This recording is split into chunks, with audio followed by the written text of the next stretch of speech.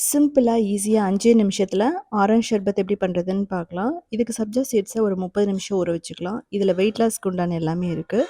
ஆரஞ்சில வந்து பார்த்தீங்க அப்படின்னா, விட்டமின் சி, பொட்டாசியம், அதுக்கப்புறமா ஃபைபர், ஆன்டி ஆக்ஸிடென்ட்ஸ் எல்லாம் இருக்கு. ஸோ, அதனால நம்ம வெயில் காலத்தில கண்டிப்பா குழந்தைகளுக்கு குடுக்கணும். இதுக்கு 2 லெமன், ஒரு 5 ஆரஞ்சு எடுத்துக்கலாம். இதில வந்து நம்ம ஆர்ட்டிஃபிஷியல் கலர் எல்லாம் ஆட் பண்ண போறதில்ல. ஃப்ரெஷ்ஷான புளிப்பில்லாத ஆரஞ்சா எடுத்தீங்கன்னா, ஜூஸ்க்கு வந்து ரொம்ப சூப்பரா இருக்கும் ஷர்பத்துக்கு. இப்போ வந்து பார்த்தீங்கன்னா, லெமன் வந்து பிழிஞ்சுக்கலாம். எதுக்குமே நீங்க விதை இல்லாம பிழியணும். ஒரு சிலர் வந்து பார்த்தீங்க அப்படின்னா, லெமன வந்து அப்படியே போட்டு மிக்ஸியில போட்டு அரைக்கிறாங்க. ஆரஞ்சு லெமனையும். அப்படி போடும்போது தோலோட கசப்பு வரும் நமக்கு. ஸோ அப்படி பண்ணாதீங்க. இப்போ வந்து பார்த்தீங்க அப்படின்னா, நம்ம நல்லா வடிச்சு எடுத்துக்கலாம்.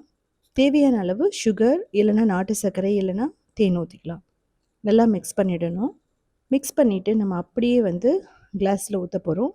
ஐஸ் க்யூப்ஸ், அதுக்கப்புறமா சப்ஜா சீட்ஸ் அவ்வளோதான். நீங்க வந்து சியா சீட்ஸும் யூஸ் பண்ணலாம்.